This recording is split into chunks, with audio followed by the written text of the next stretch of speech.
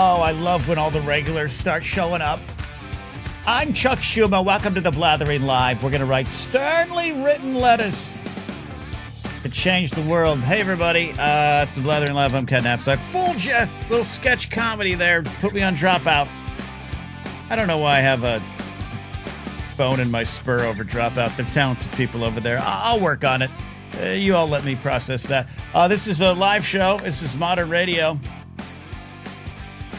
No, wait. This is AM radio for modern age.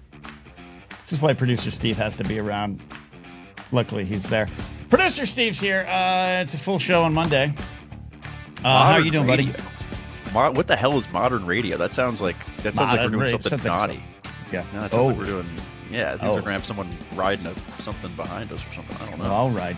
I'll ride something. What? What's happening? What's happening? Steve, it's a new week. We got a guest on the show, bottom of the hour. Cade Huseby returns to the Blathering, and they're going to be here to talk about Quarter Life Crisis, the movie, which is now available to stream. A movie featuring my face, one point in it. I wasn't able to go to the premiere, but I'm going to see if Cade will confirm that what I heard, a report that my scene played well with the audience. You couldn't make the premiere of your own movie? You're that famous and special? No. David McKay's right. Want to take it from the top? Let's do it again. We're live. This is why I like going live. Yeah, no, I could. It's boring. This is a boring story. I rented out my house Friday night to filmmaker Joseph Scrimshaw, who's making another horror short, and he shot at my house, and I rented it out for cash money. So me and Franny had to leave the house because Franny is a monster. The horror film should be about her. She actually bit Joseph. I should publicly apologize now to Joseph. She bit him on the house. Oh, you can't admit that stuff on the air because if and when he let's be honest, when he sues you, now his lawyer's just going to pull this up and you're screwed. So you're right. We should. David McKay's right. Let's take it from the top. Let's do it again. Yeah. Boop is here. Member for 9 months. Vogue. I know what the Vogue. Vogue. Boop and Vogue. Vogue. Steve Vogue. Vogue. Hey. That song was on the radio, the modern radio, when I was a kid. We also, like I said, Cade here. I want to talk a little bit about Quarter Life Crisis, the concept. I think we mentioned it when Cade was on the first time to talk about the movie. I want to see if anyone in the audience, in fact, call in if you're a YouTube channel member or Patreon supporter, patreon.com/Napzok. Call into the show and share, like, if you had a Quarter Life Crisis or what was it about and how did you get through it? Because it's a real thing. About that. We'll talk about that. I'll ask Steve about that too. I'm still two things up top here, Steve. Three things. Did you see the clip today? I should have pulled it. Should have produced my own show better. Did you see these things? And I can help you with this. This is what I'm here for. I was in the backyard about 10 minutes, getting a little sun with Franny. Saw this clip. Did you see Grinder Mike Johnson at that little press conference or whatever, talking about like the Republican senator who got a grim diagnosis but still showed up to work, and like Trump forced Johnson to spill the beans of what happened with the guy? Yeah, yes. And Johnson immediately said that wasn't public to the president. Like on a live mic. Like that wasn't public. He said it in a way like it was an episode of The Office. Right. And Trump was Michael Scott. Like it had that energy. And like, I do not like Mike Johnson on any level. I will admit I had a little bit of like, ooh, Mike, that's tough. That's a tough spot. That's a tough spot, Mike. That's a really hard spot. Yeah, that's put him out to dry there. And I'm with you. I have no sympathy for Mike Johnson either. But I thought that was really, really funny. I mean, the circumstances obviously are not funny. But yeah, just Mike Johnson's reaction to that was just, and the way Trump just went in one ear out the other, just zero impact, like See, this is why I don't know about you, and I think some people, I saw comedian Laurie Kilmartin kind of said something about this as well, where like I've stopped following the clips or the videos or watching of people being like, he's going dementia soon. He's definitely in the twilight of his youth, we'll say, but. It was a clear enough moment for me. It might be a sign of something. I get it. No one needs to correct me in the chat, but like, you follow me on this. Like, he knows enough. He knows what he's doing. To me, yeah. He's stronger than we think. Unfortunately, yeah. Right. It's not. Yeah. It's not. They will, like Rubio and Hegseth and Vance will weekend at Bernie's this until they feel like they have the movement in their own control.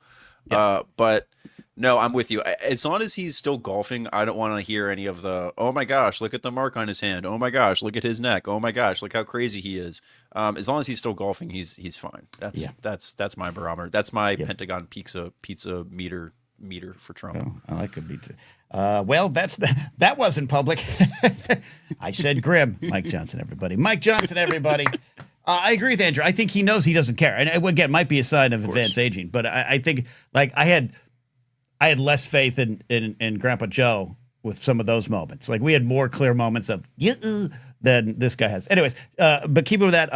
Greg Bovino of Border Patrol got shipped back to El Centro after the absolute raid of Minneapolis, St. Paul, which, they're still there, by the way. Let's not forget that. And there's stuff in Vermont going on, too, I believe.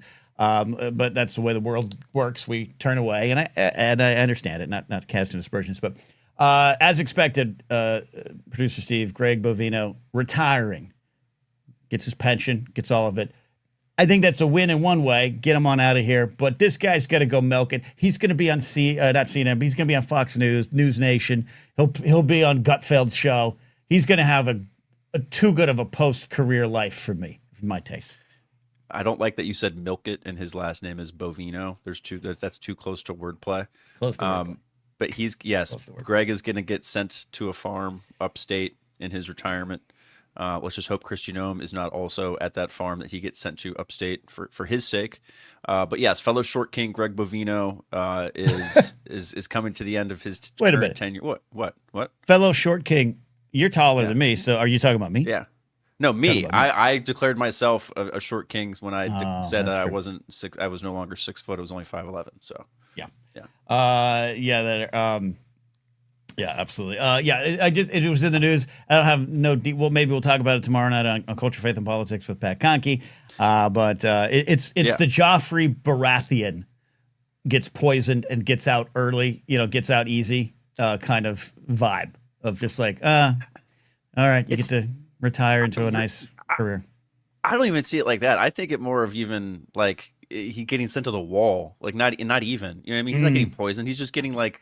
Because this is what they do, right? Like in Trump 2.0, he doesn't like to fire people because firing makes it look like he made a mistake in who he hired. Sure. So they just do this shuffling of deck chairs on the Mar-a-Lago Titanic kind of scenario here until they make you the shield of the Americas or the shield of short kings or the shield of not wanting immigrants in our country, whatever it is.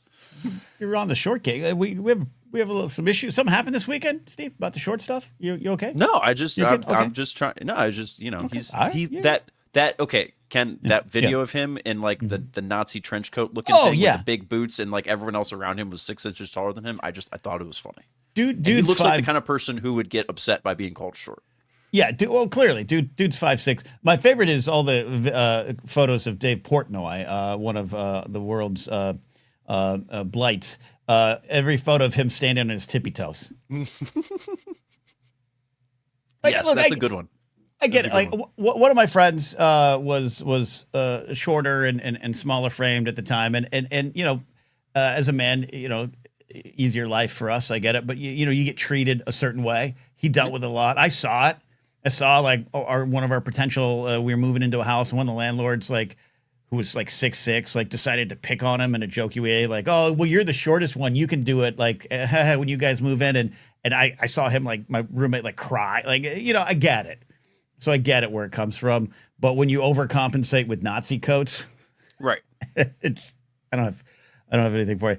It's to me, Bovino going. It's going back to El Centro was the wall. But then now it's almost as if they're like, you know what? You can go back to your castle. The vows are broken, and go tour the countryside as an expert. He's going to be. I don't think we're done seeing him.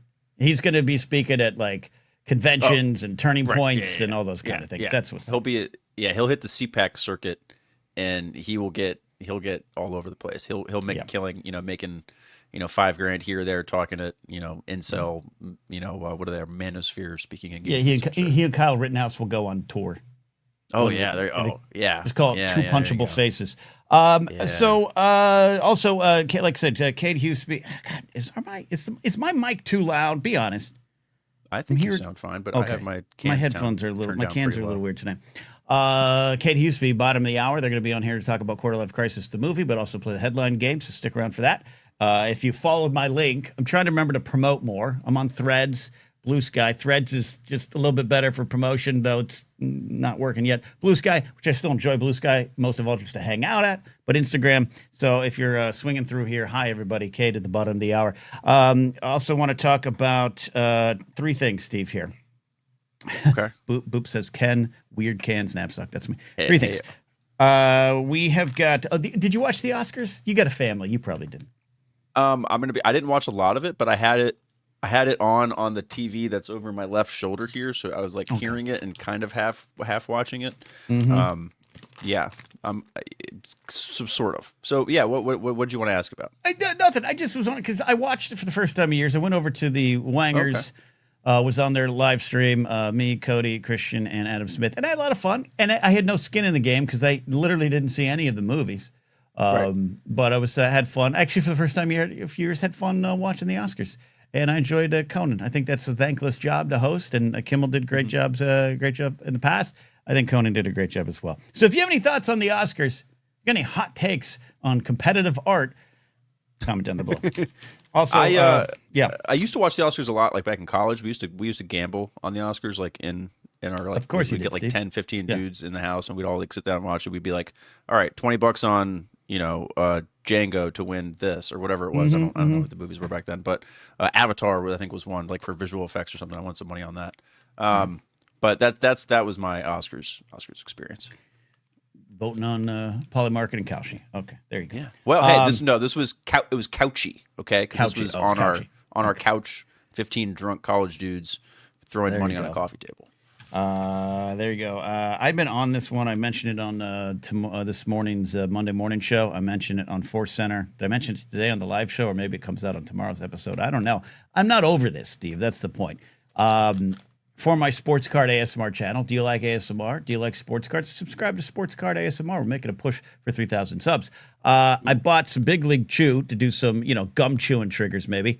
Steve, do you remember Big League Chew being like double the size of this? This is like close to $6. Scale's tough, but I remember the bag of Big League Chew, especially at like the sporting goods store. Yeah, there you go. Look how like thin whether this is. Sports Authority. Oh my goodness, that's what I'm saying. That's probably for the audio listeners. I'm now holding this bag Big League Chew at the side. It is razor thin. This used to be a sack of gum. Giggity. Yeah. If you told me that was a bag of seasoning mix, Ken, I would believe you. Right. That's ridiculous. I'm making a sensible soup. Right. Yeah, or some lean fajitas. There's not a whole lot going on in that bag. No, but the Big League Chew used to have just like a big glob of gum, and then you would have, but it was like the stringy kind of glob. The flavor lasts all of 12 seconds, but that's why they gave you so much of it. That's right. I'm definitely in the old man screaming at clouds phase. But I remember I was about 11 or 12. And it was like a little Sunday afternoon, and my mom, dad, and sister and I walked down to like get some ice cream at 31 Flavors, Baskin Robbins. And I'll never forget this. We bought it. You're outside with your ice cream while dad's paying, and my dad comes out, and he was just so mad. He was so mad, and all the way home on the walk was like, "That's ridiculous. A man can't even take his family to get ice cream." And this is like 1988. So who knows what prices were, and it stuck with me because he felt so frustrated, but also like he couldn't provide, and I think it weighed deep on him. That was me all day yesterday with this fucking gum. A man can't buy himself fucking gum. $6 for this. $6. That is okay. What is the serving size on the back say? 20 servings. Bullshit. 20. There's total bullshit. What? Yeah, for a 7-year-old playing Little League. No, but the whole point of Big League Chew is you put it in there like it's chew, right? That was the whole idea. You put a big old wad of gum in your mouth, and you're just So that looking at that bag, that's 3 servings on a good day. Yeah, narcolepsy is right. 20 individual strands is what I think it is. Anyways, I'm just not done complaining about it. I wanted to bring up here. Quick preview for the big show on Thursday. Steve and the team in the Discord. Join at patreon.com/Napzok. Get to the Blathering Discord where you can help us decide things like this. The Blather Bracket, the greatest fast food edition. And yeah, like I keep saying, a lot of shows do this, the fast food debate. This one has a wrinkle to it. It is all based around capitalism. Steve has ranked 1 through 16 the top earning fast food establishments currently right now, and we are going to debate it and come up with our number one winner on Thursday. You excited for this, Steve? I'm so excited for our. I mean, if this isn't American, I don't know what is. This is America. Between the speculative gambling aspect of it, the sports aspect of it, the fast food aspect of it, the lack of fiber aspect of it, just all of it, I think, is right up our alley. Ken, and this actually brings me to a story I did want to tell you about an experience I had with fast food this weekend. Okay. If we have time here before Please. Our guest joins. I did the thing, Ken, where I went from one drive-through, Ken, across the street right into another drive-through with the family this weekend. You were putting together a meal?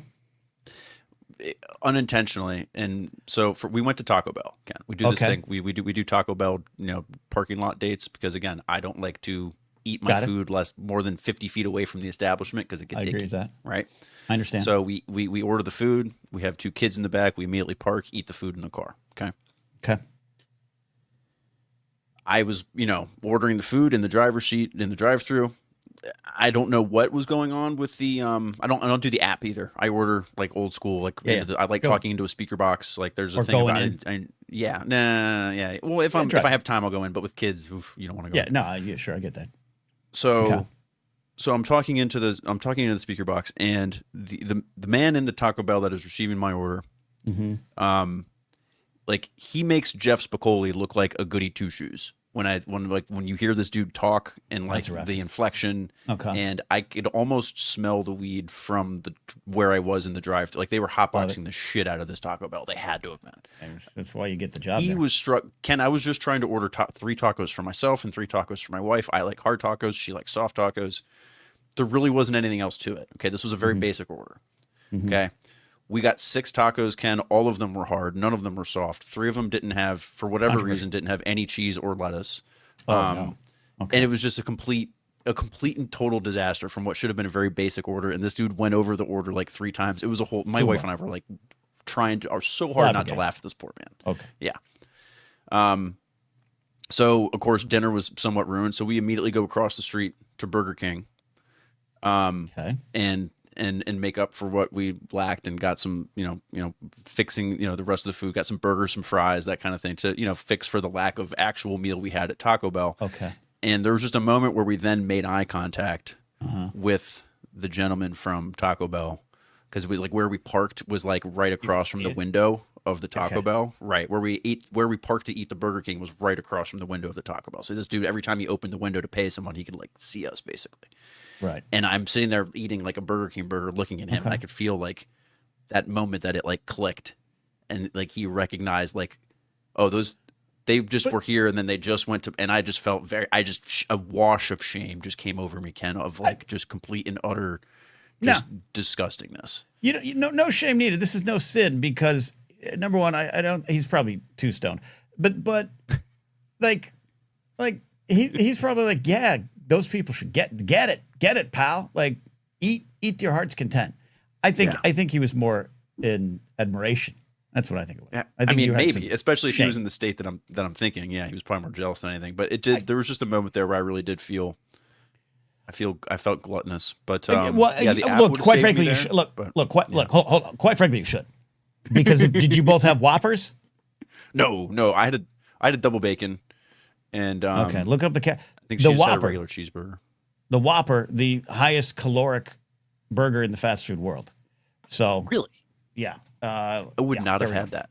It's like it's big. Let's look up the number. All right, some things I do want to take a call or two. If anyone wants to talk about quarter life crises before Cade gets in here, I want to have a conversation about it. We can talk about it later too. But a couple things. Jared's watching on Facebook. Jared just turned into a boomer. A couple things to break it off in chat. If you're just joining us on Thursday's show, our big annual Blather bracket. I'm having the problem where I can no longer scroll. Steve, could you bring up the Blather bracket logo? This happens every so often. That is not a good thing. There's the bracket. There we go. There we go. Thursday, if you're just joining us, come back Thursday for this big debate. Some things going on in chat, though, I wanted to highlight here. First of all, when you said you went to different fast foods, I'm not gonna name him. I'm not gonna name him, but we do have a regular around these parts who is very good, and I want him to, if he's listening, I want him to understand I'm saying this with respect. He's very good at making his own meal by going to 3 to 4 fast food establishments in one trip. And he has a strategy for it. Maybe on Thursday's show, he can share that before we get into the Blather bracket. And I thought you were doing that. Like, let's get tacos here, let's get fries here, a shake over there. That's impressive. All right, but here is a bit of a debate. Big debate. People, app ordering. I'm a modern man, Steve. I like adapting to new technologies. I think ordering from the app is gluttonous. And I also think it's unfair because if I'm in line and all of a sudden my order is now number 4 in the queue when I'm actually the only one in the store, but 3 app orderers show up to get their food, I get angry. Yeah. Okay, so this is why you have. I like this angle of it, Ken, because I have a similar resentment for, and I know this might. I have a similar resentment for whenever I have to go to Walmart because Walmart has a lot of, like, they have like the online ordering, so they have the pickers who go through the Walmart, the big carts and put stuff around, and they're just everywhere. So it's like you can't get anywhere because there's somebody in a giant cart trying to take the Reese's Puffs off the shelf while you're trying to grab a box of something. So anyway, I have the similar distaste for that aspect of it, but I only like the apps because that's the only way you can get save any money anymore. Like, if you want to not spend $20 at McDonald's, you have to use the app. Yeah, and Physics Joe, Buddy Joe, he uses the app, and he says that's not how it works. I don't believe him. I steadfastly do not believe him. You cut in line. Joe. I'll have 1 pineapple refresher, and I'm going to have the turkey bacon. Where the fuck's my order? 6 people come walking in for Brent, for Physics Buddy Joe, yeah. You're messing it up. Also, I stand by. It's gluttonous. If you order, you got to put some effort into it. I think you got to get out of your car, or you got to speak to a box. I don't like the use your just app. I don't like it, Steve. I'm making a moral judgment here. We're old. I like speaking to the box. There's something about speaking to the box that it's part of the experience. Like, I need to, like, if there's a little bit of static in there, I feel like my food's going to be better. You know what I mean? Like, I don't always, I want to understand about 85% of what the person's saying. Yep. You know what I mean? Kind of like an air traffic controller, just land me to my food and I will park in a spot and I will eat my greasy burger and I'll feel bad about myself on my way home and we're good to go. I love this. We'll have this debate in full on Thursday. Physics Buddy Joe says, no, you speaker talking fools are wasting our time. I love this. This is great. Let's take a call here quick, though. We got Cade Huseby at the bottom of the hour. And Cade, I got to fix that shot on the 2 calls. God, I keep saying every week, this is what my brain does. Every week I go, I got to fix that call 2 shot. I have it too far back. And every week I don't, Steve. We got Cade Huseby bottom of the hour. They're going to play the headline games with us and also talk about the Quarter Life Crisis premiere. And I'm going to confirm with Cade, if my source was correct, that my scene got some laughs in the movie on Friday. But Addie has a Quarter Life Crisis story to share. I like talking about Quarter Life Crisis because I think it is real. And Brady in chat says he's dealing with one. We've talked about this before, but I want to talk about it again. Professor Addie, welcome to the show. How are you doing? I'm good, Ken. I went through 2 drive-thrus this morning to have breakfast. So you combined it. I did. I got my coffee at Starbucks and I got my breakfast sandwich at Dunkin'. Okay. Wow. That's good. Okay. All right. Okay. That's smart. How far between? What's the drive time? Depending on traffic lights, I'd say less than a minute. Oh, okay. That's a good thing. All right, we got Cade in 5 minutes here, Addie, but I want to hear your Quarter Life Crisis story. Maybe we can spread some advice to Brady. Like, I definitely had a quarter life crisis. I would refer to mine, though, as a delayed quarter life crisis because as a lot of things on my timeline in life got weirdly displaced. I blame it on grad school. Like grad school was like this weird singular part of my life that like shifted. Yeah, well, it's not happening because I was still in school. Like I didn't have a quarter life crisis while I was in grad school because I was still in school. Yeah, and I have had some people in my life who I love and respect. So I don't say this judgy like I do the apps. Like, you know, Eli likes the apps because he has social anxiety. Get over it, get in, Eli, and order your Whopper. Both my breakfasts this morning were ordered on apps, but anyway. I don't get you people. Anyways, customization is much easier. Okay, I'm done. Speak to a human. Speak to a human. That's not though. I disagree. Sorry, I'm done. I'm sorry. Okay, your show. This is going to be a great debate Thursday. But no, I have some people, and I would. This isn't you, Addie, but they wouldn't get out of school. I think people are addicted to education, which now I sound like RFK or Joe Rogan or Mike Rowe. But I had some people in my life who like, oh, I'm going to keep going, and I was always like, it's because you're stalling for time. Oh yeah, those are professional students. Yes. You don't want to face 100%. The door, what's outside the door, so you're going to keep studying. Oh, so it doesn't sound, definitely not accusing you of that, Addie, at all, but it sounds like you kind of experienced that is what you're talking about. Yeah, no. I went to grad school because I had a singular like goal in mind. Yeah. Okay. And in order to do that, I needed my PhD. But yeah, no, I did the thing that most people do when they get out of college, which is I got a job. Mm-hmm. I took basically the first job I was offered. Mm-hmm. And then I was there for 6 years. And my soul was slowly dying in my body. In your job, because of the job, or because you felt like this wasn't what you're supposed to do? I felt like I wasn't doing necessarily what I was supposed to do, which is going to sound weird because I still sort of have the same job, but like I wasn't teaching the subjects I wanted to be teaching, but I also was in a location that did not offer a lot for me on like a social level. Okay. Right. or a friend making level or any sort of like social interaction, or just being able, not even being with other people, but like being able to go out and do things that I liked to do was just not possible where I lived.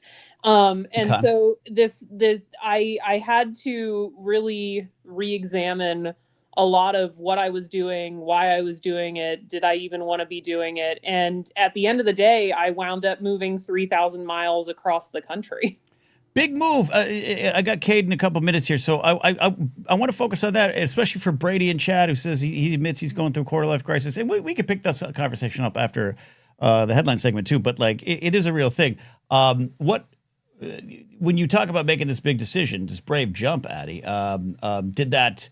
did that work? Did that solve the quarter life crisis problem? Was it something that satiated that desire to accomplish things?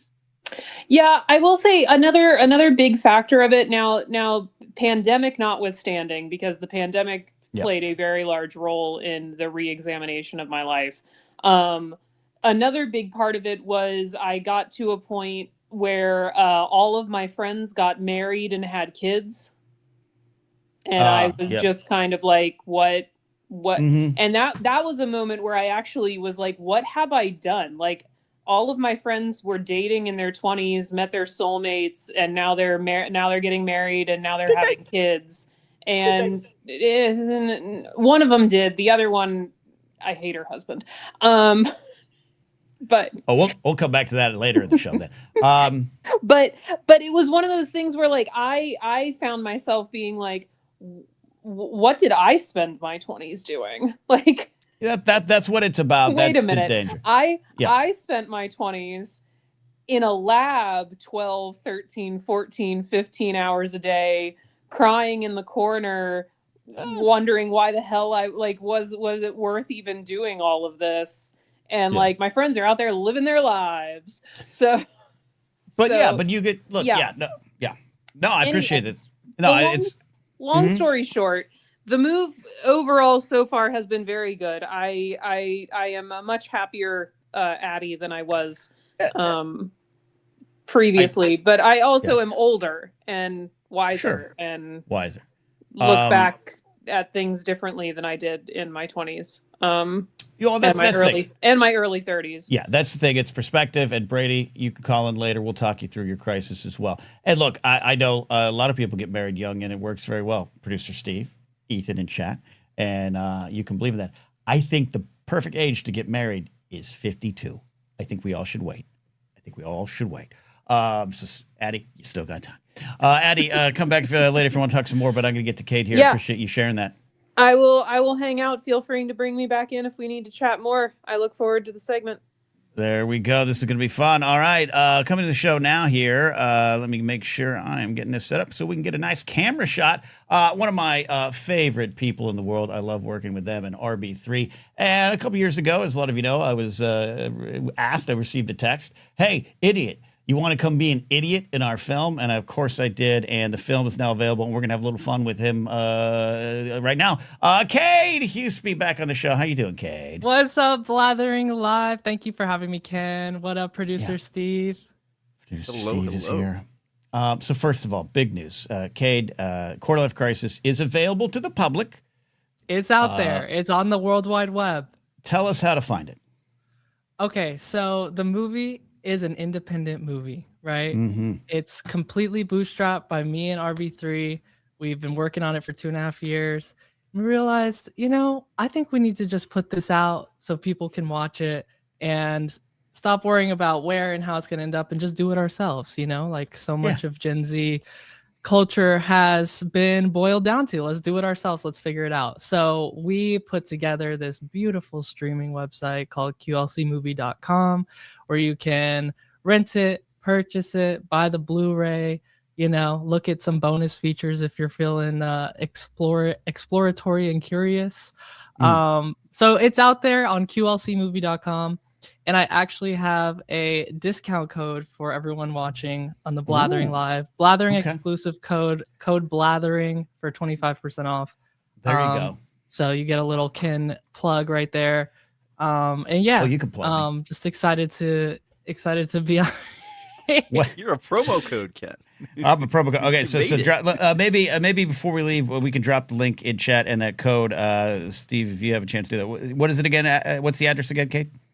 qlcmovie.com. QLC, like Quarter Life Crisis. .com, and the code is Code Blathering. Code Blathering for 25% off. Use that, folks. I just want to say shout out Addie for talking about their Quarter Life Crisis and spending their 20s in the labs. I have so much respect for the scientists and the mathematicians and the women in STEM. So just want to give her a big shout out on that. Well deserved. She's obviously not just one of our favorites, but bring some smarts to two dumb guys at the end of the bar. Which really balances it out. Yeah, it really does. Much needed. All right, so we're gonna play the news headline segment here in a second with you, Cade. But I do. I couldn't get to the this premiere. I was at another the first showing of it.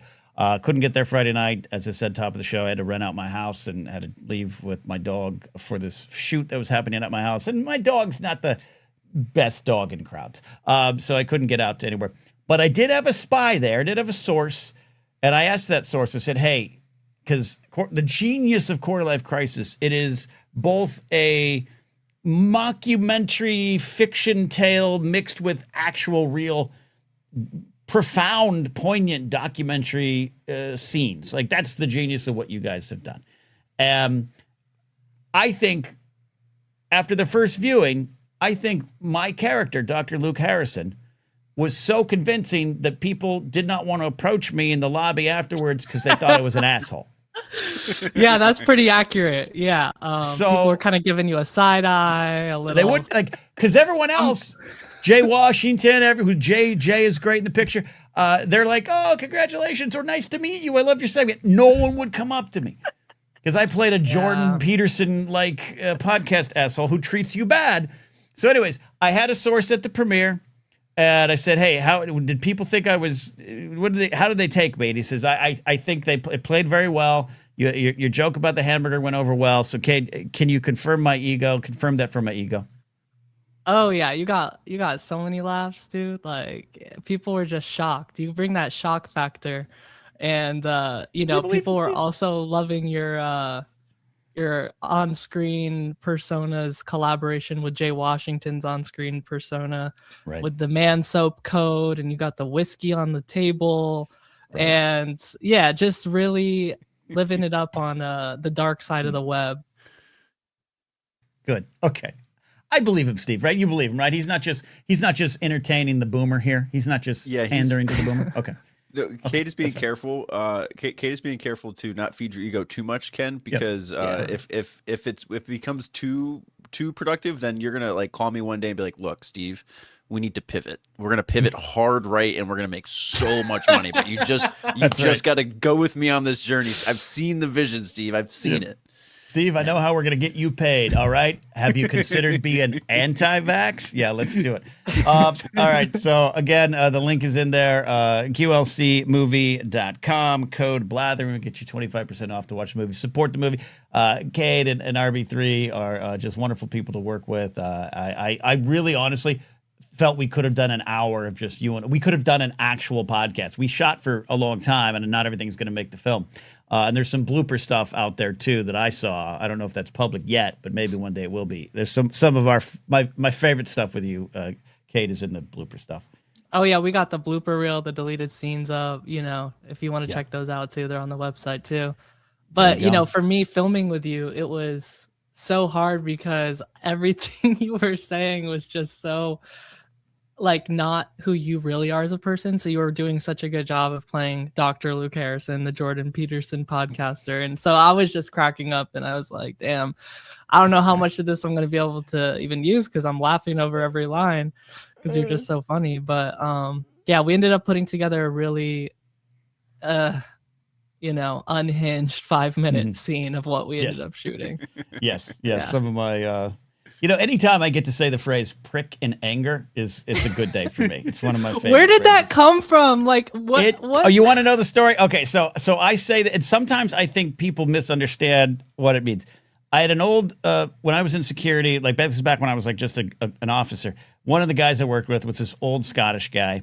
And he was, especially in retrospect, rather inappropriate in a way that maybe later on in life would have got him canceled if he was a celebrity. That should have got him canceled. But he was always nice, and that was the thing. He was older, and so everyone felt safe around him. Whether that was true or not, I don't know. But you want me to tell the whole story? I'm here for it. Okay. The people need to know. This is 1999. Okay. Steve, Brady's not even alive yet. Yeah. If this ends the show, maybe. This is 1999.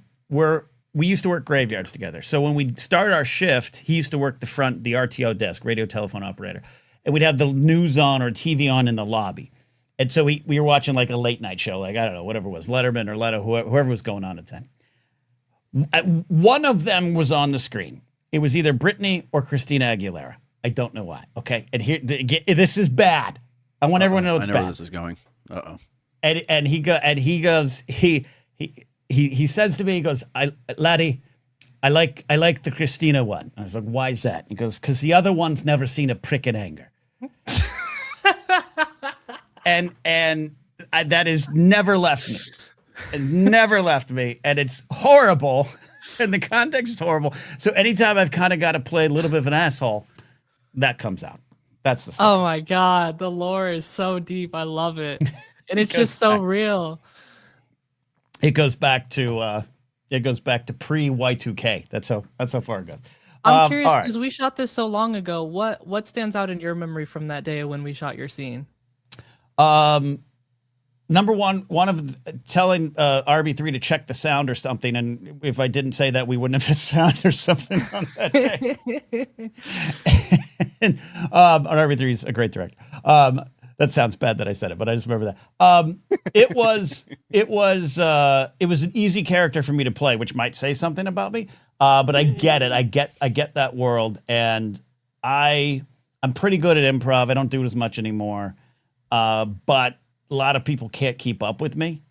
Outside of even some of the professional circles, quite frankly, I was really good at it back in the day.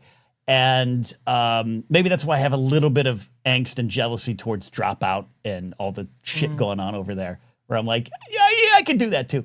But you, Cade, I know you're saying you were laughing, but you rolled with it in the best of ways, and I could have gone for 2 hours with you.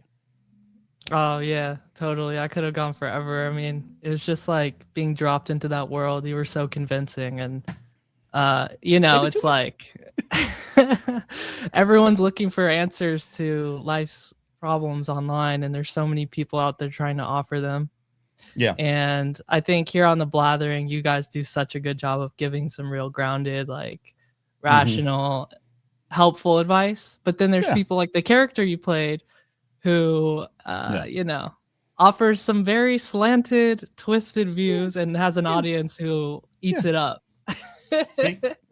You know what we could do, Steve? Because Cade, you started an Instagram account that is Dr. Luke Harrison Show, right? Yeah. If we were smart, Steve, we would just start a YouTube channel. Cade could help. We'd just do the show as a parody, and no one would get it, and then we probably would make the money that we need to survive. Yo. Do you need to go back and listen to last week's show when I told you that this is what we needed to do? And or was it last week's show, or was maybe one of our backstage interviews? It was like, Ken, this is the angle, and you're like, you fool. That's you don't know what you're talking maybe about. I just tried to impress Cade. A little right-wing take credit grift. for my idea. Little grift, but don't do it like exactly. you remember. See, like Cade gets it. But the Colbert Report was a parody that often was missed as a parody, but it was more beyond parody. It was satire. That's what it would be for us, but I think we'd attract the real people. So oh my god! So you just want to straight up just put on the costume and then like take it off when we're done and be like, we well, no, with the show would play out as real. The show would be real. All right, we gotta drop an F in the comments. Drop an F in the comments if you want Ken to do a performance art podcast satire. I think it could work. I might. Oh my gosh. Okay. My therapist last week was like, you have to only say yes to things proposed to you business and professional wise. And this might be dangerous. This might be dangerous. Is that why you say yes to my ideas? I knew I didn't actually have that many good ideas. No, I knew I didn't have that many good ideas. You're just being, oh, damn it. That makes me feel so shitty. I mean, look at all the F's in that chat. I think that was a lot of F's. There's a lot of F's in that chat. Yeah. A lot of F's in that chat. All right, we're going to play news headlines, but Cade, since you represent the youth vote around here, where do you stand on fast food ordering from an app?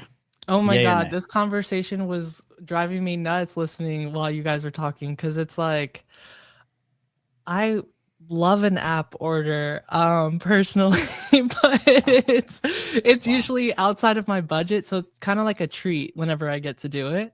And usually it occurs at 3 a.m. when I'm drunk and ordering Taco Bell straight to my door. And I love getting you get a free photo shoot with every app order because they take a picture of you getting the bag. That's true. Because they need to confirm that they dropped off the order. So usually they catch me in mid grabbing the bag, and I'm like, and I have like a collection of these photos. It's great. It's last year for about 3 months I was delivering Uber Eats to not survive. Getting the photo was nerve-wracking because you're supposed to like confirm that it's their place. So you got to find an angle. It's tough. And then by then, usually, you're right, they open up the door and there's some really awkward, like I've seen some bathrobes. I've seen some pricks in anger. Like I've seen it, I've seen it. Please. There you go. All right, there we go. All right, let's put Steve in the middle because, Cade, we're going to play the news headline game. Steve will explain how it worked, but you and I are competing against each other. So I don't know what's at stake, but Steve, what do we got? Everything is at stake, Ken. The world, the economy, our livelihoods, our morality, all of it is at stake between just the two of you. But luckily, I'm here, and you don't have to worry about any of that. But so what we're going to do, Cade, Oh, it's okay. It's okay. You don't have to worry. I'll absolve all the issues. We're gonna play the headline game, and no fancy graphics, just a bunch of me yapping at you. What we're gonna do is I'm gonna give you 5 stories. I'm gonna tell you 5 stories, including a headline and a quick summary of what happened, and then you and Ken are going to each take a gander at if that story that I told you is real or fake, and whoever can guess more correct wins. Oh, that's fun. And as Ken has mentioned, I don't get paid, so there is no tiebreaker because I don't do that much work, and because I can only fit 5 of these in during my lunch break when I write them. So there we go. So is that a clue that there are 5 that are fictional? No, there's just 5. I write. Here's the thing: I write the stories no matter what. Yeah. But whether or not they are real or fake is what you guys have to determine. Right. Got so you. like the headlines and the story, but like whether or not these things actually happened is the see, and I don't try to trick you. So good catch. Yeah. Here, Cade. Here's the flex from Steve. He was a journalist and major in college, so he loves writing news copy. So all the words are his, but it's whether or not the story is based on reality or not. He's going to read them, and don't register your vote right away, Cade. Kind of keep in your head. We're going to come back to them and vote. All right. Exactly. Okay. Exactly. Okay. Got you. Let's do this. All right. So we'll do a reaction first, then we'll vote at the end. All right. Here we go. So story number 1. Are we ready? Ready. Coal is cute. The U.S. Department of the Interior introduced its newest ambassador for the American Energy Dominance Agenda, an AI-generated cartoon hunk of coal named, wait for it, Coley, featuring anime-style eyes, a yellow mining hat, and cute little work boots. Coley's goalie is to revamp the image of the coal industry. My cousin's name is Coley. There you go. Okay. So we'll come back to that, and he'll remind us. Okay, that's number 1. That's story 1. Okay. Story number 2, an expensive stretch. A group of protesters were demonstrating outside the Dallas Chevron offices when 2 activists joined others in planting themselves to the building's doors. What they failed to realize was the door they had chosen was actually a side employee entrance to the Pilates and yoga studio occupying the space in the first floor of the same building. They were transported along with the doors they glued themselves to Parkland Health and Medical Center. Oh, shit. So they kind of got their own Pilates session in. They did. Okay. All right. Story number 3. A greasy and possible mission. A California man was arrested after being caught wedged for 2 days in a grease vent inside a vacant Chinese restaurant. The man was suspended over the deep fryer and eventually managed to reach his phone and call 911, saying he, quote, just wanted to go home. Firefighters spent hours dismantling the roof and the vents to extract the man, who was covered in 2 years of kitchen grease. Oof. I hope that's fake for his sake. Wait, I'm sorry. Can you say the first tagline of that one again? Sure. A greasy and possible mission. A man was arrested after being caught wedged for 2 days in a grease vent inside a vacant Chinese restaurant. Okay, got you. Thank you. Okay. Of course. I thought that was a Ken story for a second. Might have been. You know why? Because I don't want to order on a goddamn app. Right. You'd rather get stuck in the vents. Alrighty, here is the 4th story. Okay. Literal speed traps. In a controversial move to slow down traffic nearby school zones, a Nebraska City Council has approved the use of high-definition 3D decals that look like massive potholes. The, quote, pavement art is designed to be cost-effective alternative to concrete speed bumps. Critics argue the decals lose their effectiveness after a short period of time and could unintentionally promote dangerous, evasive moves to avoid the fake potholes. Wow. That's genius. Yeah. Should be real. Okay. Last one. Okay. And our last story. A murder of drones. A DC man had his Thai food dinner ruined after the delivery robot tasked with bringing his meal was detoured to avoid a sidewalk obstruction and fell over on its side. It was shortly discovered by a group of hungry crows, and onboard cameras captured the group of birds pecking away at the robot from the Serve Technologies company. They said the unit had malfunctioned and opened its hatch unexpectedly after falling over. The opportunistic crows feasted on the unfortunate man's pad thai and mango sticky rice, while several passerbys ignored or took pictures of their own. Now that sounds like a quarter life crisis right there. Hell right. Okay. So, Cade, that's what we got. The 5 stories. Steve is Those gonna. were amazing. It's good work from Steve, right? That journalism major finally coming into use. There we go. Steve's gonna recap, and we're gonna register our vote. That debt is good for something. Okay, here is story number 1. Coal is cute. Did our tax dollars really pay for the United States Department of Interior to have ChatGPT generate a anime cartoon of a piece of coal to tell us that coal is good? Ken, why don't you go first? This sounds good. This sounds plausible. I don't like to kind of recount whether or not I've seen the story for real. I just think at some point this would have been heralded on Fox News or derided on some of the other news networks. I think it's plausible, but I'm going false. This is a fake story. Cade? You know, what I like to do to wind down at the end of the night is I play a little Fortnite and I watch a little Jimmy Kimmel Live. And it's not often I remember what he says in those monologues. But one time he mentioned my cousin's name, Coley. And it's true because this is real. Wow, okay. Fake. Well, real. Ken, it is tough to argue when someone has seen the story in the news. And Coley, I regret to inform you, was one hell of a use of our tax dollars. Coley is real. That is a true story. God. Let's go. Oh my God. Has this been covered on Climate Town? Have they covered this on Climate Town? Coley is coming to Fortnite. That's amazing. Yeah, I need the Coley skin on board. Coley is coming to Fortnite.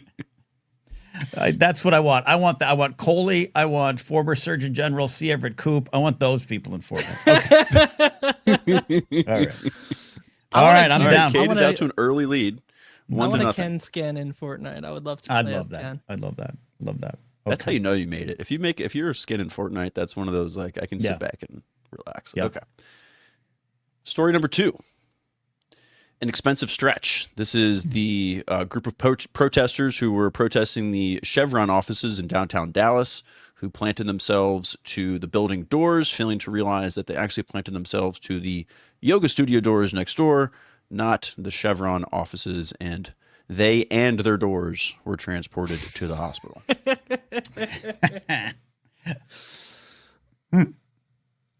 All right. Who's going? Cade, you going first? So because I knew the first one was real, I think I had a little bit of a multiple choice quiz bias where you kind of try to alternate based on logic. This story sounds very real, but I am going to lock in false. Lock in false. Okay. Going with the gut. I would understand the leaning towards false makes sense, but there's just something too funny. And, God bless these protesters if the cause is good, but like there's just something too funny about being wheeled away on doors to me. I'm saying real. Ken says it is true. Cade says false. After 2 questions, we have a 2-0 lead. Cade, that is a false headline, and you are up 2-0. Let's go. All right. Well, we're gonna play it out, but I could lose this next round. This could. Yeah, we'll play it out. You could lock in the win. But yes, it's not looking good for you. Got to get some points here. Yeah, all right, here we go. Shut out, idiot. All right, number 3. All right, the third story is our greasy and possible mission. This was the man who was wedged for 2 days in the grease vent inside of a vacant Chinese restaurant, and the firefighters had to dismantle the roof and vents and all sorts of stuff, and he called 911 saying he just wanted to go home. Ken, you go first. Yeah. First of all, shout out to Boop for one of my favorite references of all time. What's the charge? Being suspended of a succulent Chinese meal. And rest in peace to that guy who recently passed away.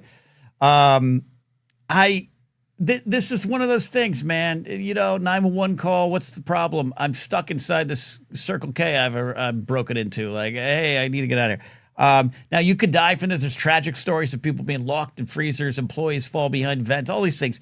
This had a happy ending in a way. I really do think this is real. I'm going with real here. Cade? This headline reminds me of the scene in my movie where I learn about 9/11 for the first time, because Yes. it's ultimately tragic and reminds you of your own mortality. Yeah. And the fragility of your human body. However, I think that this is false because I just think that, like, we would have seen this on Ken's Instagram story if this happened to him. I would never laugh. The guy didn't die. He was rescued, right, Steve? He was rescued. Okay. He was rescued. Okay. So final All answers, Ken is going true, Cade is going false. Yep. Okay. And with that, we have a game again. It is 2-1. Cade, you still have 2 points, but that is a true story. Ken is on the board. I saw the picture of this guy getting loaded into the stretcher. It looked like he was performing in blackface. Like, it was not a good, like, it was really bad. Like, it was really, like, he was, when they say he was covered in grease, it looked like a season 1 episode of It's Always Sunny. Like, it was not, not good. He was looking like remind me, Coley. I'll try to find that photo for Thursday. By the way, I still stand by that episode. I think it's politically poignant. I think that episode. All right. Physics Joe would have defeated me by this point, but I'm on the board. It's 2-1. It's 2-1. Laserbolt says he looked like Coley. There we go. He's not wrong. Wait, so this person was stuck in there for 2 whole days before calling for 2 days. help. Yep. Or before being discovered, or wow. They apparently, because they were trying to, it was a vacant restaurant, so I think they were trying to steal kitchen equipment from the story that I read. There you go. And they got stuck. Wow. So yeah. Okay. That's impressive that their phone battery stayed alive that long. Right. Okay. Story number 4. This is the literal speed traps. The Nebraska City Council approving the use of high definition 3D decals that look like potholes instead of speed bumps. It's being called safety pavement art to be a cost-effective alternative, and people are worried that you're going to swerve out of the way to avoid a sticker and hit a child walking to school. Okay. Cade, why don't you go first? This headline reminds me of the scene in my movie where I try to rent a car, but I'm only 24, so I'm not allowed. It's great. And if I had only had a 3D sticker decal, I probably could have done it. Yeah. I think this is true. This is genius. Okay. He's saying real. Saying real and true. Again, I don't recall seeing this in the news, but it could be local. I think this is a great idea. I think if it's not true, we should make it true. The Wile E. Coyote method of slowing down traffic and keeping people safe. I think it's good. I'm meeting Cade right at the real. I'm saying it's real. True. Oh, our first agreement. Okay, you both went true, and producer Steve got both of you. That is a fake headline. The score remains at 2-1. So going into the last question, we will have the opportunity for a tie, or Cade can bury you. Hey, wow, bro, that is so, like, you really fooled me. Like, that is so believable. He's good, isn't he? He's good. He's good. Yeah. Okay. Like a Looney Tunes writer. Yeah, exactly. Right. A little Roger Rabbit action there. Okay, there we go. Yes, so this is for a tie for me, a win for Cade. Question 5, or news story 5. Last headline, a murder of drones. This was the DC man who ordered his pad thai, and the drone that it was being delivered on fell over. The drone, the crows discovered it and ate his pad thai and sticky rice, and people laughed and took pictures of him, and this poor guy didn't get his dinner. All right, look, so, I don't know if I love the idea of these little robots delivering food. Cade, you've probably been out in Hollywood and seen this a lot, right? It's West Hollywood has a lot of them. Hollywood has a lot of them, these little robots with names. They have names on them. They have eyeballs, and they deliver food. And then there was what was that one that we sent that little robot around the world, like the robot of peace, and then it got to Philly, and everyone in Philly destroyed it, and then he got murdered. So you know, as much as I want humans to have these kind of jobs, I have empathy for these little robots strolling along. I believe this is true. I think this really happened. Okay, Ken goes true. Cade? Yeah, these things are my neighbors. They live on my street. See them rolling around all the time. But I personally would never use them because of this exact fear of mine of the, you know, food never making it. Another good argument against the apps. Oh man, I originally put true, but after hearing the last two answers I put were wrong, I'm considering changing it. But I'm gonna just lock in my original answer as this is real. Oh wow. Okay, so we're setting up a win here. This is potential win here. Potential win, and really locking in that score there.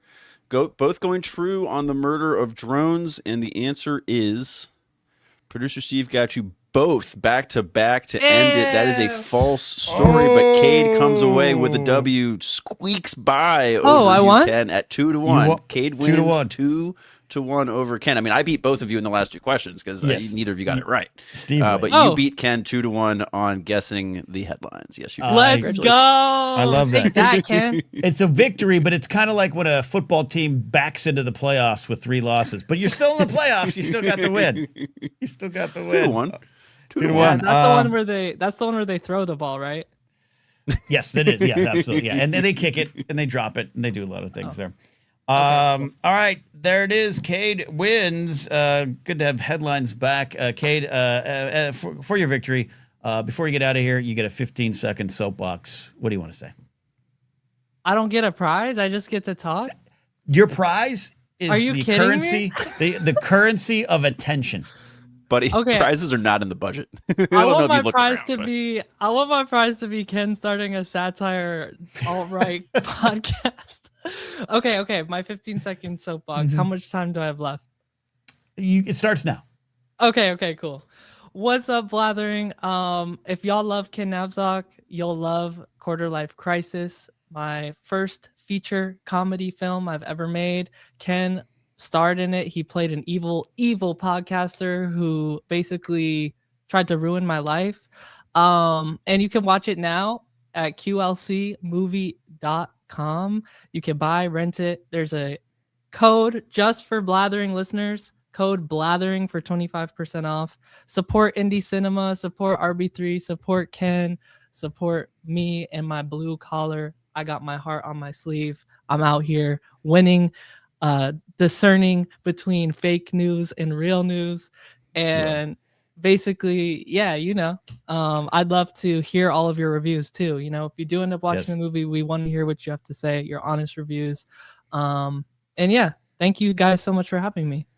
Absolutely. For the record, you went 52 seconds, so your win's invalidated. No, I'm kidding. No, great stuff. I hope we get to do a lot more in the future, Cade. You and RB3, and the entire crew, Parker, everyone there who is always in your work. It's so fun to work with you all. So we'll do it again. Everybody see the movie. Cade, thank you much for stopping by. Thank you. I'm gonna go get stuck in a grease vent. I'll see you guys later. Do it. Thank you, Cade. And Cade, do me a favor. Let your file load up before you actually leave the studio officially, because I want to clip this out. And I want your beautiful face in 1080p.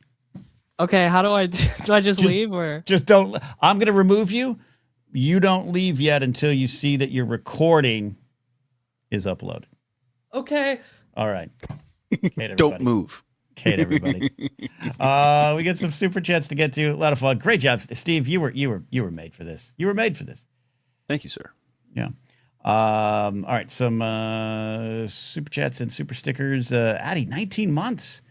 That's great. We got Malcolm Obscurist essay saying, "Hey, Ken and Steve, hope all's well. Simple question this week: what is the best appearance from an athlete in a TV film?" Oh, this is a great question. I'd like to offer up Keith Hernandez on Seinfeld as a potential answer. So what I like about this, this is great. We might have to come back to this, Steve. This could be a mini blather bracket. Yeah. The spirit of the question, based on the Keith Hernandez answer, is not like Jim Brown, legendary NFL running back, became like an actor. There was another NFL running back who also became an actor and then later a murderer. I was gonna say, OJ and the Hertz commercial is not what we're looking for. Yeah, I'm talking about kind of the cameo, kind of the uncomfortable. They're not actors, but they're in it. I do agree with Keith Hernandez and Roger McDowell actually in Seinfeld. McDowell is almost even a little better because McDowell was the spitter, if y'all remember the Seinfeld episode. Yeah. But I will submit, I don't know, it might be Roger McDowell, quite frankly. I will also submit Wade Boggs, It's Always Sunny in Philadelphia, the beer episode. Yes. Wade Boggs and Sunny is really good. The League had a few good ones too, just because they had a bunch of football players on that would come on randomly. Also, Entourage had a few good ones. There were a few good athlete appearances on Entourage. I'm a huge fan of the Tom Brady Entourage episode because of the interactions he has with the characters being like Giants fans and everything. So that would be my first pick, but I would like to marinate on that one. I honestly, that's such a great one. Kyle Harlos is Don Mattingly. Simpsons, yes, absolutely. I think. Or just Space Jam. Does that count? MJ and Space Jam. I mean, that's probably my favorite athlete movie as a kid of the '90s. Yeah, but see, this love Space Jam. Yeah, it is really getting to the weeds on this question where like he starred in it. He's not an actor. Right. So I think that would count, but these other ones are like, but I don't know. Keith and Roger McDowell, they were there pretty much the entire episode. I don't know. Okay, that's it. We'll come back to this. Oh, that was a great one. Great. Oh, Carbon Swap. Bill Buckner, the late Bill Buckner and Curb was great as well too. Thank you for that. We got Serenity Jane talking about our topic tonight. I had a midlife crisis drive by myself from Colorado to San Diego. It took me 3 days to drive from Denver to San Diego, going south through New Mexico and Arizona. Slept in my car at KOA's, ooh, brave, and then drove home north, Vegas up through Utah. I'm a woman. Why? Dad died. Thank you for also, Serenity Jane, for sharing that, but also the very, very generous super chat. Yeah, Steve, I get it. This is good reason to have a bit of a crisis, no matter what age it is, something like that. Have you ever had one of those, I gotta just disconnect and go kind of things? Yeah, I did actually in college. Before I met my wife, I drove through the entire states of Pennsylvania and West Virginia on a whim to go to a football game with a girl who invited me, and I just dropped everything and went because I was, we talked about my philosophy on getting over breakups last time. I saw that opportunity, Ken, and I took it. You took it. Gotcha. Yeah. Okay. If you've had that in the chat, let us know. I don't think I've had. I think I've wanted to. I think I unfortunately have too much of a sense of responsibility to routines, maybe, because there's been a lot of times of like now with Franny, but like over this past year, as I was going through a lot of changes and struggling with it and everything like that, it's like, I don't know, maybe I should just drive to Flagstaff. Let me go see the Grand Canyon. But I didn't do it. I wish I did. Big hole in the ground, Ken. I mean, we're gonna. If anyone wants to talk some more about your own quarter life crisis, we can get that. Brady, Brady, you haven't called in for a while. Come on in and we'll coach you through your quarter life crisis. Okay, do you want your drunk uncles coaching you through things? Now's your chance. Catching up with super chats. Really appreciate the super chats, everybody. Alan Smithy saying, since Jack in the Box ain't on the list, what's your favorite Jack item? The ultimate cheeseburger is pretty sweet. Great jalapeno poppers, too. I love Jack in the Box. I know it's mostly a West Coast or Western region kind of restaurant. Yeah. I'm a big fan of Jack in the Box, and I am pretty simple, Alan. I go with the Jumbo Jack with cheese. I do like the two tacos that are they're barely tacos. The shells are translucent, full of just grease, and they just have a unique taste that is I crave every now and then. But the Jumbo Jack with cheese, the quality has gone down, which is a problem. The shittification of everything has been in play for a while. Of course, we feel it, I think, more now. But the Jumbo Jack with cheese, I used to say, early schmoes days, I got $1.49, the best bargain in the fast food burger world. I stand by it. This might be the East Coaster in me, even though I did live in Arizona for a time as a child. I don't know. I think to East Coasters, the idea of tacos and a burger on the same menu gives us a little pause. Really? Yeah. I think just east of the Mississippi is just a different taco experience, Ken. I guess so. Yeah. So, but again, this is coming from the guy who goes to Bojangles and doesn't see any problem with it. So, Read into that what you will. Yeah, absolutely. Met a man. And it's Bojangles, Ken. We say Bojangles. Bojangles. No, you can't. No, you sound like Bojangles. You sound like you're a Civil War reenactor when you say it that way. Yeah, but it's one word. What you're breaking it up like it's Bojangles. No, you're like making the J capital. Player. Yeah, Bojangles. It's not. I mean, maybe it actually might be in the logo, but it's not pronounced that way. It's bow time. Okay, that's all. That's what we say. You say it's bow time. It's bow time. That's see Del Taco. This is. I understand what you're saying. East Coast. Maybe you guys have a different taco experience, right? But Del Taco has the double Del cheeseburger. That's weird. That's three weird. Soft tacos, double Del, and fries. Oh, it's a great meal. It's like how it's like walking between two spirit worlds. It's great. It's like I feel a little ashamed sometimes because if I go to like the local Mexican restaurant and sometimes I'm like, ooh, I want French fries with my because I have a craving for French fries and I feel like the whitest I've ever had like ordering French fries with my like rest of my Mexican meal. But no, that like you wouldn't see. I think us on the East Coast would be taken aback if we saw like a double cheeseburger available at Taco Bell all of a sudden, right? Like that would be weird to us. I mean, but you apparently wouldn't bat an eye. Tell you what, I wouldn't know. I'd crave it. I'd crave it. That's crazy. All right, tell you what, when you're out here for Star Wars Celebration 2027, which will also double as BlatherCon, we're gonna hit Del Taco, and you're gonna try one hand. You're gonna have a meaty hamburger, the other hand taco, and we're gonna see what happens. Okay, we gotta start planning that. That's like barely a year out now. I plan things about 2 weeks in it. My 50th birthday. My 50th birthday is in a month, and people are like, "What are you doing?" I'm like, "I don't know. We'll figure it out." We'll get there. Also, James Holmes, thank you checking in late night in the UK. Escape to Victory, best sports movie hands down. I don't know. It's probably football. Escape to Victory. Probably football, right? Like football, or maybe some association football cricket thing. What are the caber toss? Is it caber toss out there in Scotland? I don't know. Caper toss. I thought capers was like a fish for the longest time, and I learned it's not. A caper is what did I say? What did I say? Cable. What? You said cable toss. Cable toss. Cable. Cable toss. I said caper. Okay. It is. It's soccer. Okay. It's a soccer movie with Stallone and Pele. And Michael Caine. Michael Caine. Max von Sydow. All right. Oh, yeah. David McCush says, yes, football, the Allies versus Germans. Oh, okay. I'm in. All right. I'm in. Okay. All right. Sounds good. I'll give it a go. Thanks, James. Thanks for Alan Smithy says this. Mark Ellis and Scott Manson on the new movie fights, by the way. I know this. I was getting reports from the set. I am, first of all, a little concerned is that they didn't call me to write the scripts like they did last summer. So there goes that employment opportunity. But I'm not saying too much out of school, but Alan, look for me hopefully soon on an episode there. They sent me a list of episodes and said choose the ones you'd like to appear on today. So I should be heading back to movie fights very soon there. Very cool. All right. Brady is calling in. Brady, quarter life crisis. How are you doing? So I almost fell in a hole the other day. Was it a 3D decal? No, it was a real hole. I was walking, not paying attention, and then the whole world's like, whoa, what the hell? Am I going to die? And then I was like, oh, wait. And that was your quarter life? Okay. No. It's among everything else. Okay. We got. Steve, do you have any follow-up questions for him about this hole fall?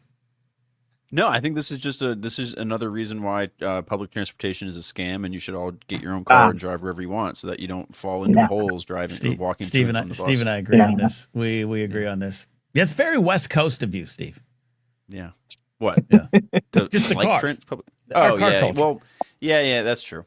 Yeah. I agree. I won't move to New York because I will not give up my car. Everybody, personal freedom. Right. Personal freedom. All right.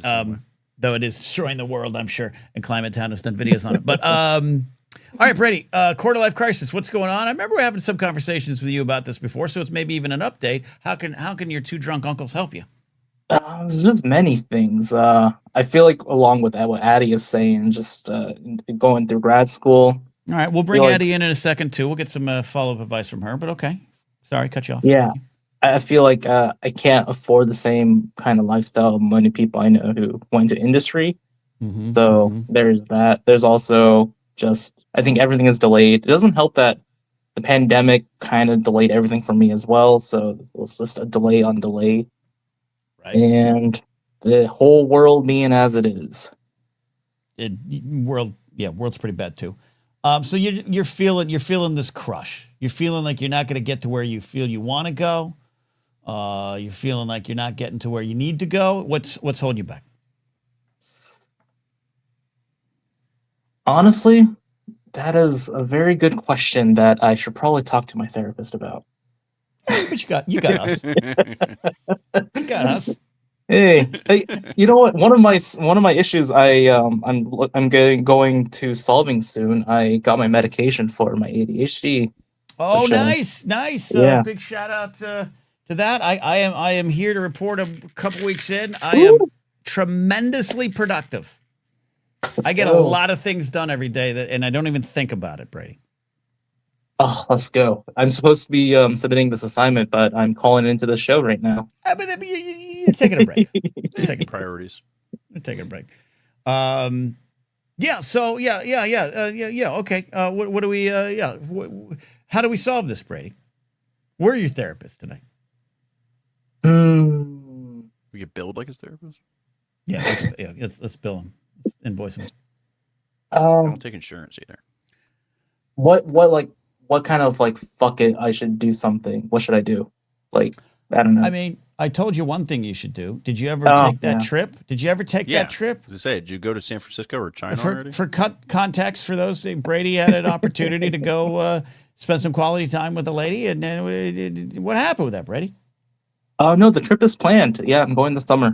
Oh, okay. I think this is great. I think this is not going to solve your quarter life crisis, but I think it's going to alleviate some of the confusion. Alleviate, maybe worsen. I don't know. I might regret it. I have a question. Yes. Yeah. So the trip isn't till the summer, he says, Ken. Mm-hmm. So it's March. Yeah. Yeah. What are you gonna do till then, Brady? What kind of rules are there? Rules here? Are there? Are we in a position here where if you go to, let's say you take the bus to go to a jazz flute exhibition at a coffee shop somewhere nearby that you like to do, and you bring your trombone or whatever it is, the instrument that you like to play, and you meet a nice young lady and things, sparks fly and all that kind of stuff. Where's Steve going? Are there stipulations here? Are there exclusivities with this trip in the summer? If you if you whore yourself out for the next 3 months, are you not going to be able to go to this trip? That's basically what I'm asking. No. There's no exclusivities kind of thing. Okay. There's no there's no stipulations. But that logic's kind of predicated if I have any game, which still work in progress right there. Wait, that's what we're here for, though. What'd you say? If you have what? Any game. Oh, if you have any game. Yeah. All right. Look, that's probably longer than this episode has time for. So I want to get some other voices in here, but we'll get you some game. We'll get you some game. All right, we'll work on this. Okay. Well, maybe Steve, let's put this in the hopper. We'll do an episode of let's get Brady some game. Okay. I think I personally think I could put together a great dating game, but does it involve Mario Kart? Yeah, execution is a whole other story. Okay. Wait, does it involve Mario Kart? That's fantastic. Good. All right. Brady, let's see if Addie has any additional perspective on this as well. Addie, you can, you feel Brady said school has kind of delayed it here, right? Absolutely. I was reflecting while you were playing the headline game. I also realized that going to grad school was also part of a quarter life, like a slightly different crisis that I had. Sure. But, sure. Yeah, that feeling of like I was saying, all your friends and Brady's getting at, all your friends are making more money than you, starting careers, starting families, whatever, and you're just still in school. Yeah. As someone who left school too early to start a radio career that buried him, I've heard that, but don't fully understand it. But Brady, does that connect with you? Yeah. It feels like I'm stuck where I have been for like 20 years. Just kind of weird. Since you were like 6? Yeah, when you start school, I'm in left school. When did you start grad school? This is a long quarter life crisis, Brady.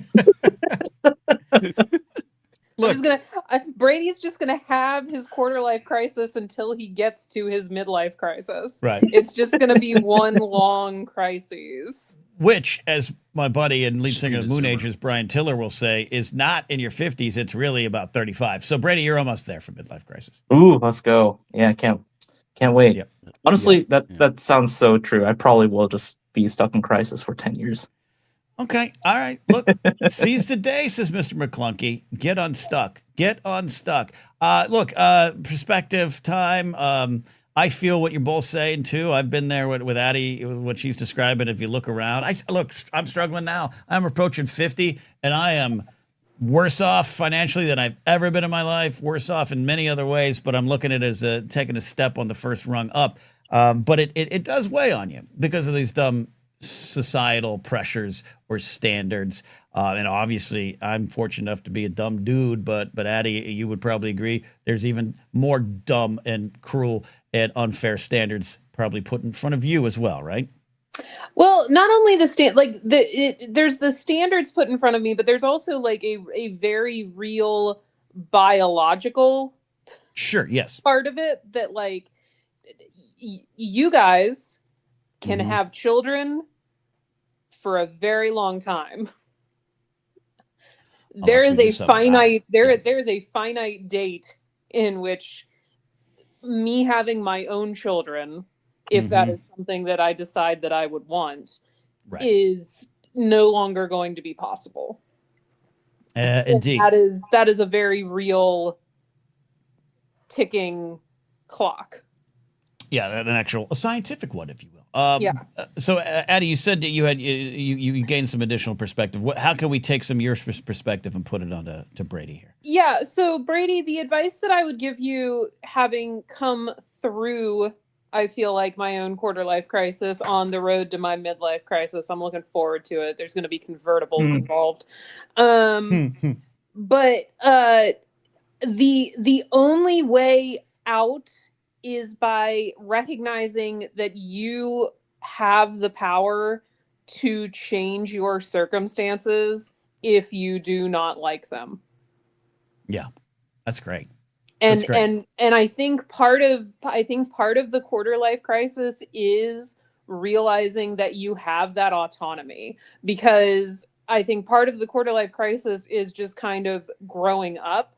And growing up is realizing, I have adult money now, even though you're in grad school and it doesn't feel like you have adult money. I understand. But like, I have adult money now. I can go to China and chase a girl. I am, I'm an adult. Yeah.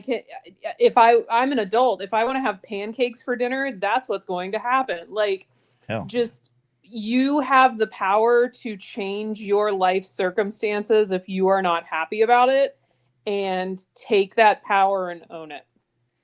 You can change it in little ways or big ways. Brady, how does that feel? Wow. I don't need to pay for therapy anymore. That was fantastic. Addie can bill you. Yeah. We take a little cut up here at the top. Yeah, I was gonna say. Yeah, there we go. Thanks. Yeah. No, and sometimes that it's wonderful advice. It's true advice.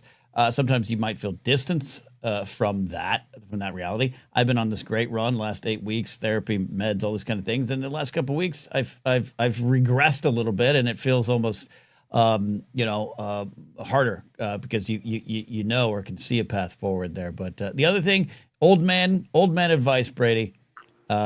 Time does move fast, but you are still young enough that there's so much more to come, so much more to enjoy, and so much more to reach out and grab. Doesn't always make sense when you're in it, but you'll get there, and hopefully you'll get there sooner than I did. Can I give one more piece of advice to Brady? All right, let's do it. This is it, Brady. Your final big piece of advice tonight. I'm sorry. Right. I promise this. I'm done. In my 20s, I could not see this, but now as I'm closer to 40 than I am to 30, when you're in it, you cannot see why you're not getting the things that you think you want. Right. But everything happens for a reason. I truly believe that. And 6 months from now, a year from now, 5 years from now, you will see that, like, if you had gone down the other road, so many things, the butterfly effect, like so many things would be different. So when you're in it, it's hard to see why it has to happen this way, but it all will make sense. It all will make sense. I think that's great advice. Great advice, Addie. Wonderful stuff. Wonderful perspective. Brady, can you give us an update, not only on your trip, but your crisis? Yes, this is sound advice. I definitely will take this to heart. And maybe one day in the summer, I'll just be calling from somewhere undisclosed. I like this. Yeah, Yeah, remember when he called from Mexico randomly one time? We had no idea. He called from Mexico. Yeah, he'll be like, hey, guys, what do I do next? I think that's what will happen. And we'll work on getting Brady some game, respectful, appropriate game. Thank you, Brady. Thank you, Addie. Appreciate you both. Yeah. All right. Is Addie good? Am I going to cut off Addie? No. All right. No, you cut off Brady, but he said goodbye. He was done. Cade with a very generous super chat saying, covering Brady's therapy bill with Dr. Cade. Dr. Luke Harrison coming your way. We might do Everyone's just in the lab. Everyone's just Addie says she's not falling for it anymore. She's not falling for it anymore. Good. All right. I think that's about it here. So in the middle of the show, I can't really move my neck. I've like tweaked a muscle in my neck. I've been so stressed the last 5 days. Haven't eaten much. Got tension. All tension is here. Any advice for me, Steve? What should I do? I can barely move this neck. No, I deal with neck and back pain a lot. I don't have. I mean, the solution I usually go to, Ken, is one of the ones that you've rejected. From a medicinal standpoint, hot and cold. Hot and cold is a good hot and cold, or just like 6 Advil. Okay, I love this advice here. Well, Tiger Balm, that's good. Tiger Balm. But I love this. I love this. Brian Taylor says, "Good luck to you. 50s around the corner. You can't win." Skylar Wolf, welcome to your 50s. There it is. 50 Tiger Balm. Is Tiger Balm? Well, you're not 50 yet. It's something your grandpa would rub on your neck if you got pain. And it smells probably like you think it would. Like icy hot. It's probably a precursor to icy hot. Yeah, probably. Okay. Yep. Yeah. Vermont Mike, another oldie. There's Vermont Mike checking in going, Tiger Balm will help. Tiger Balm will help. There you go. Alan Smithy approaching 50 as well for me. We'll have a 50 party. There you go. Alan, tell me how it is on the other side. At some point, mid-April, I will have a birthday stream here. We do that every year. You guys are great. We'll have a fun time celebrating with all of you. Okay, I think that's it. I think, Steve, we got it. We promoted Cade's motion picture, Quarter Life Crisis, QLCmovie.com. You can use the code Blathering to get a discount at checkout to watch the film. It's really fun. It's a creative, such a wonderfully creative idea. I hope they do more of these. That'd be fun. Maybe Dr. Luke Harrison could come back. All right. And great headline stuff there. Tiger Bombs from the Far East, says Vermont Mike. Mysteriously good. That said like a boomer, too. I love that. From the Far East. It's a mystery. There we go. Okay. They have cookies. Thank you, guys. All right. Any final thoughts, Steve, as we check on out of here tonight?